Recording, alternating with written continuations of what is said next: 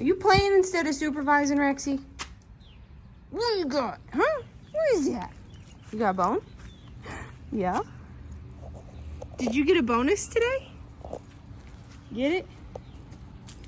Bonus? I love you. Let's go see what Dad's doing. What's he doing? What are you doing?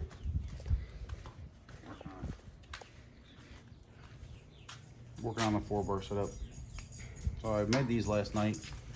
These will mount on the top of the frame rail. I did this so I filmed a little bit of it, but basically to keep the bottom of the car flat.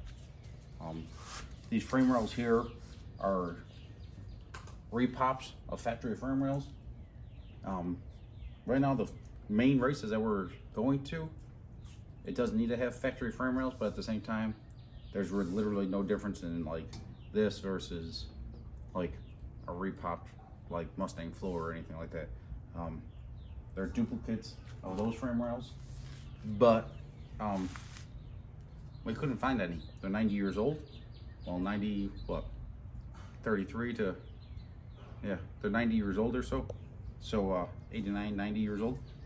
And right now I can't find frame rails. I made it so that we can toss factory frame rails back on this car when we find them. But the main races that we're headed to right now, they're not needed. So if someone wants to complain, they could go ahead and complain, and I'll cut the frame rails off of that car and throw them on here just for looks, because that's what they asked for. But it is neither here nor there. These are repops, and these things are probably 30, 40 pounds heavier than the factory frame rails, because to weld them all up, you can't use how they did it back then, where they rivet them together. When you rivet stuff together, you don't have to worry about warpage and stuff like that when welding. I got 2 days in welding these frame rails, and they're duplicates of those ones. We use those ones as a template. The template's sitting right over there.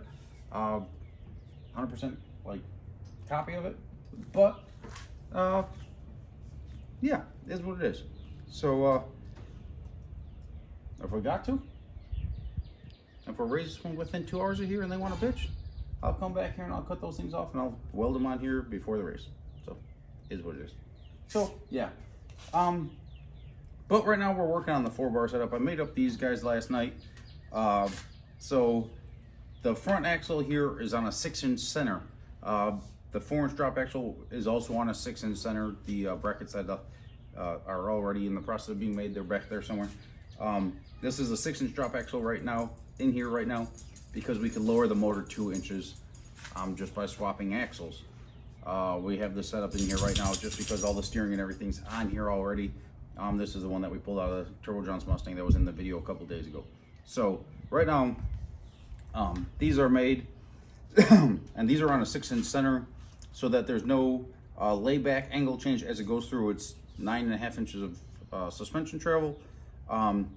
These also have to be on a 6-inch center. So I drilled a 3/8. I'm up to a 3/8 hole here already. You can see it's offset 1 inch. It's offset 1 inch right now because right now this thing is 2 inches longer than factory. The rule for dig or die is 1 inch longer than factory. So that hole's going back there 1 inch, so we can put this back to factory wheelbase plus 1 inch. So that's that. They're on a 6-inch center here. I went and used the micrometer here.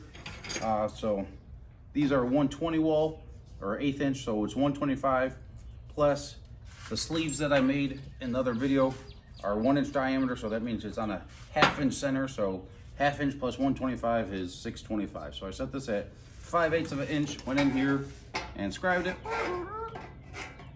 and then set my center and center punched it, boom, drilled the hole. Went through here, center punched and everything like that. Then everything is referenced off of the #1 rear suspension bar and the mid plate. So I got this bar in here right now. I prefer aluminum tubing or aluminum square tubing because it's got a crisper edge on it. The way they extrude the aluminum, you can see that this is on a 90-degree edge and these are slightly rolled, but is what it is. This is plenty good for what we're doing. So I have this clamped on here right here. to give me a straight edge, so that when I go in here, boom, I clamp this into place here. This is against our where the mid plate bolts to, is going to bolt to. So I measure from here forward, and it was 6 and 11/16, not 3/4, 11/16. Wherever my working stick went. So it's in here, and I keep this ruler level with my scribe mark.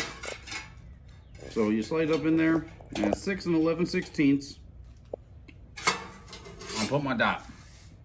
Now I'll do the same on this side. The reason I did that is because the frame rails on these cars are tapered. So you can't measure from the frame rail forward. You have to measure from the mid plate forward. Otherwise, you're gonna have a 5-degree offset on these bolts, and these bolts will be in here crooked, because the frame rails on these cars are 28 inches wide at 36 inches from the firewall. Yeah, 28 inches wide, 36 inches from the firewall.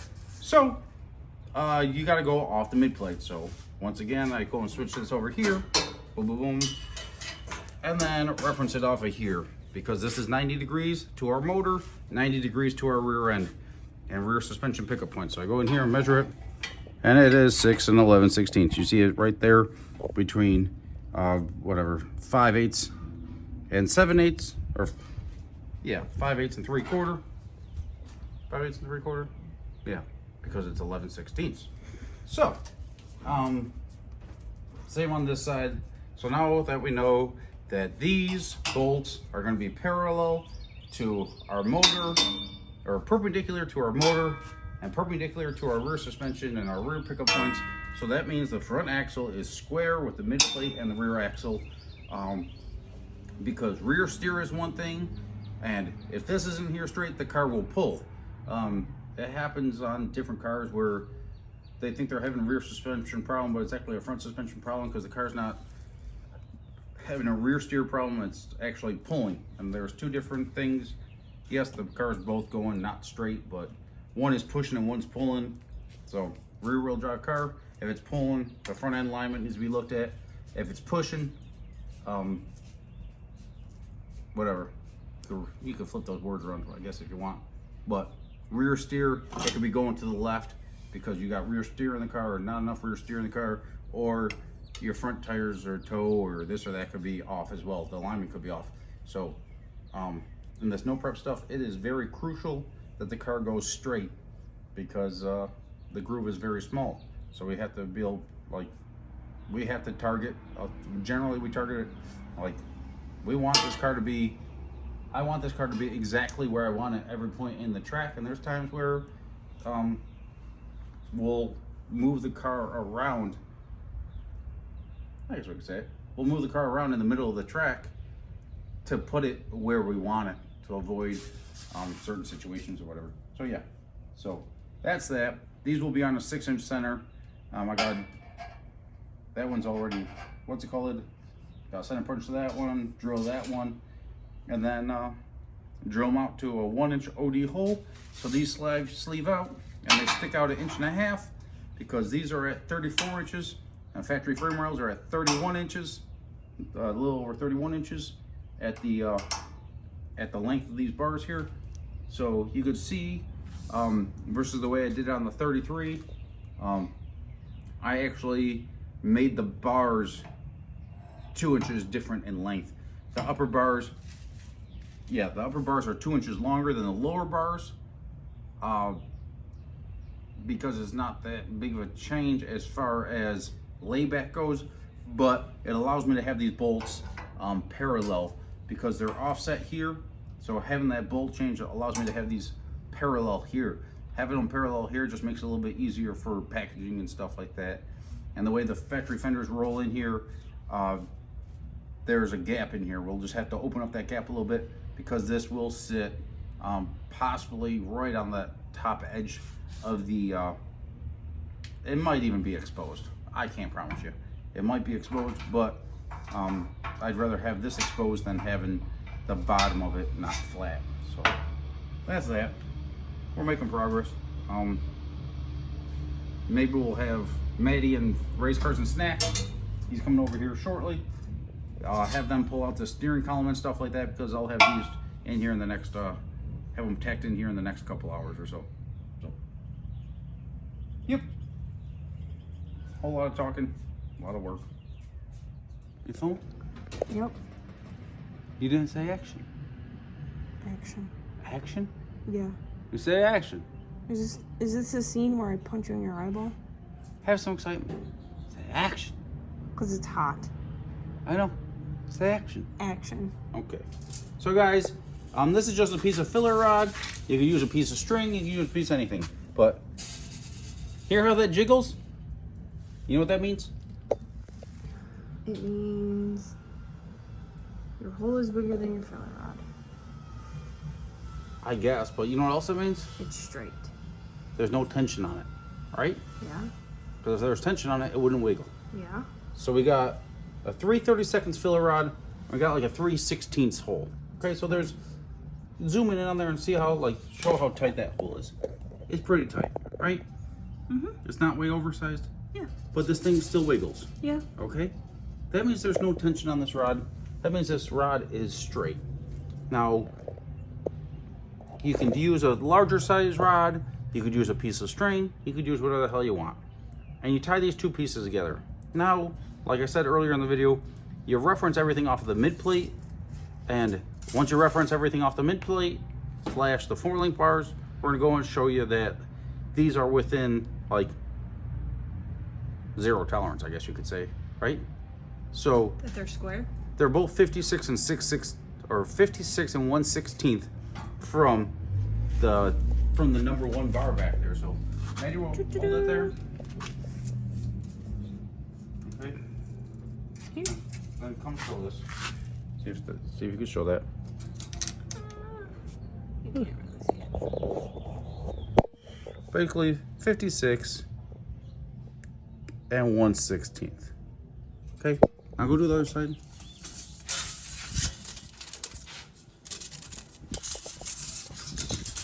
Just toss it on the ground or whatever.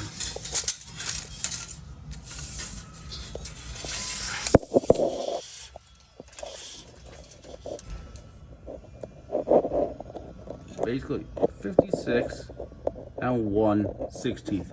Okay, that's no BS. There's no this. That's only because we went through the process and did it right. So this is the mid plate. So when we did that, right, I measured these pickup points off of the mid plate. But when we went and checked it all, we checked it off of the number 1 bar. So in doing so, that says that the number 1 bar gives us confirmation that the mid plate is square with the number 1 bar, like we did it, right? Mm-hmm. And then it shows that our 4-bar setup and our axle, it gives correlation to the axle, our front pickup points. So if you're doing it with a strut car, same thing, but it gives us that the axle is square, the mid plate is square, and the rear is square. Because not only did we reference it off of, we made our marks off of the mid plate bar here, but when we checked it, we went off of the number 1 bar where our rear suspension picks up.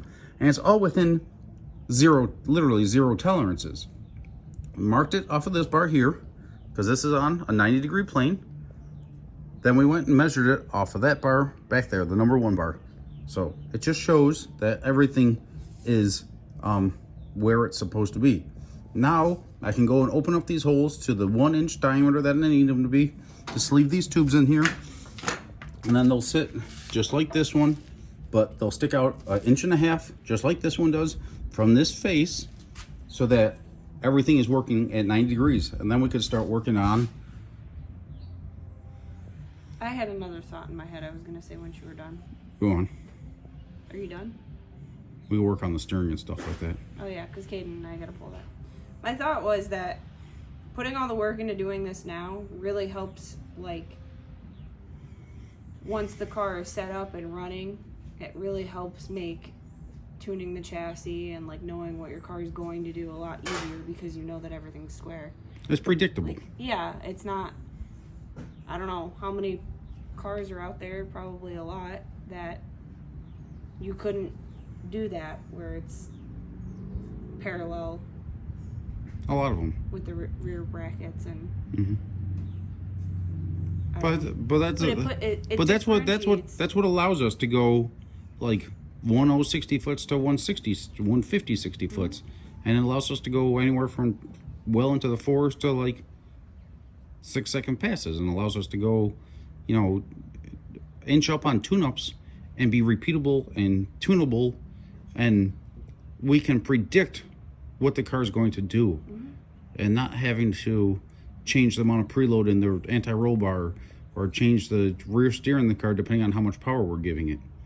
And that, in all return, what this essentially does is basically lets us put 50% of the power to that tire and 50% of the power to that tire. And if we could put 50% of the power to each tire, then we could run the car a whole lot more efficiently. When you have preload and this and that, of course it's needed, but ideally we want to, even though it's a spool and like tires rotated at the same distance, this one, if this one doesn't have the same pressure on it than that one, then the threshold on this one is less. So now you might be able, we'll just throw out a random number out here. How do I do this? We'll just throw out a random number out here. But let's say this tire only has 40% traction because of preload or this or that, and that one's got 50% traction. When I say 40 and 50%, I mean this one's lacking 10% from its ideal threshold. That means that this one's going to start losing its power at whatever 40%. That means you can't put 50% to that one because this one's going to start spinning, and then your coefficient of friction, or whatever you want to call it, is lost because they work together. And when you lose one, the other one's tied to it, and it's going to get lost. So then your margin of error gets very small in your tune-ups and stuff like that. So if we could make the car work properly and put the same amount of pressure to both rear tires, with the knowledge and the technology that we have access to, we could figure out what the threshold of that surface is. Now, of course, there's a lot of other things that come into factor, like bumps and cracks, bumps, cracks, divots, this, that, and everything else. Mixtures of compounds, or mixtures of prep and stuff like that. Different types of surfaces. But what I'm getting at here is it's one less variable that you can not necessarily take out of the equation, but it's one more variable that you can negate, or one more variable that doesn't have as much of an influence on your tune-up. Now, if you're fighting this, like Maddy was saying, if you're fighting this from the basics, and now you have all those other factors that come into play, now you're not only fighting this and this and this, now you got to throw in your chassis that you're chasing, or you're fighting in this or that. So once you get everything in line, this is why we were able to go to some of these places with the homegrown Hustler and put down a pass that was on par with people that had, 50 hits on that surface, because I knew that we could run this car at a certain threshold and it would take it. And that's what we have to be able to do with this car if we want it to have an attempt at being successful / have an attempt at keeping this journey alive. So I'm gonna go to the bathroom and then finish up drilling out these guys, and Maddy's gonna go make some Philly cheesesteaks. Gonna make some snacks. We got Lady Gangster over here turning down a tube so we can set in our 4-bar mounts. Right? Yeah. Alright. We're gonna have a little break short. So guys, we're finishing off a couple things. Yes, this is a MIG welder. We're only using it for tacking. There's really nothing MIG welded on this car besides a couple things that we use simply for tacking. But everything is TIG welded on this car. But as you can see, we got the upper bars tacked in, and the lower bars, you can see this bar right here. Maddy wouldn't, well, I turned it down the first time, and then she turned down it the second time, and then I guess I turned it down the third time. So now that we got this sucker in here, this 625 outside diameter, but it's actually like 630. So we actually had to take like 5-10 thousandths off of it to slide in here. But since this tube is a tube and it's straight and everything like that, we know that our lower bars are now in line. We measured it. We measured it off of the mid plate again and off the number 1 bar, and these things are within like a 1/16 of an inch, might be perfect. So that's close enough. Now we gotta measure these again and make sure that they're 1.5 inches out, and then we're gonna tack them into place. I don't really need to do this on camera, but some people just think we got the minions working for us all the time. So I guess we could at least tap a hammer for them, right, and make it look like we're doing work.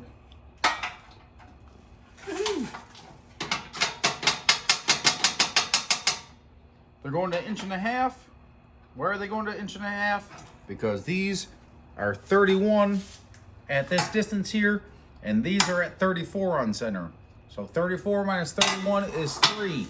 3 divided by 2 is 1.5 inches. Bam! Good? Yeah, great. Want to hear something funny?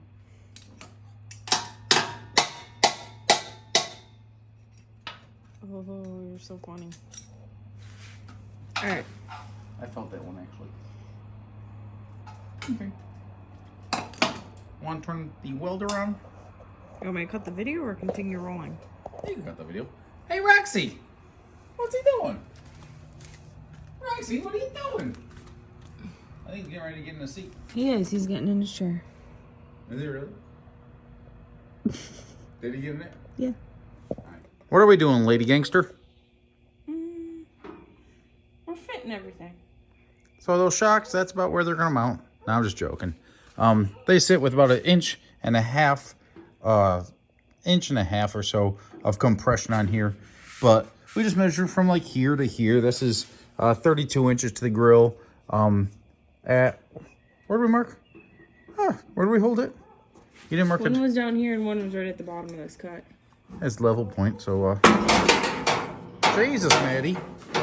She's breaking this stuff. Sorry. How are we gonna be YouTube superstars when you're breaking stuff like that? Yeah, I'm not the most graceful.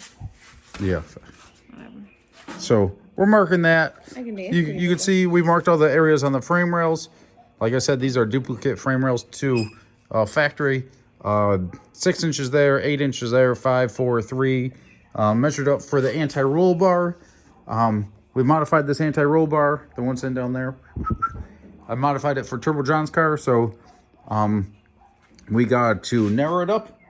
When you got to narrow it back up, right? Yeah. We got to narrow it back up like a 1/2 inch or something like that for this car. No big deal. And then what else we got to do? Am I done holding this? No, those are nice Viking shocks. Well, can we take it back out? I guess so. My arm's getting tired. How's your arm getting tired? You ain't even hold nothing up. Don't scratch it.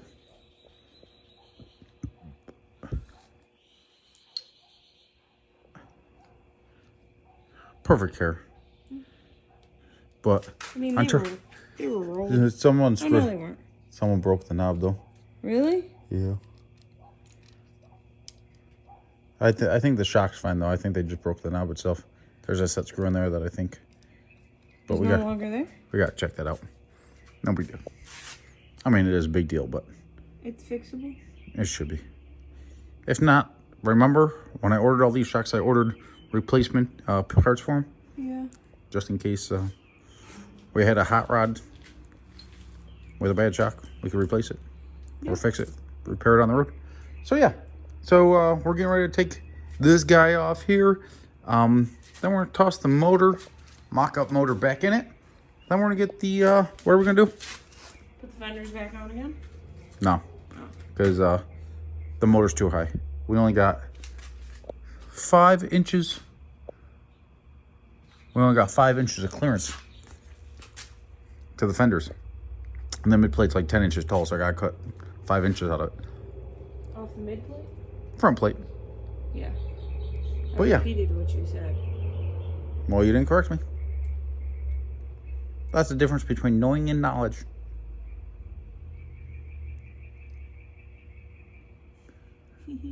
You're so close to making that chipmunk cheeks. Can you do it for the peoples? No.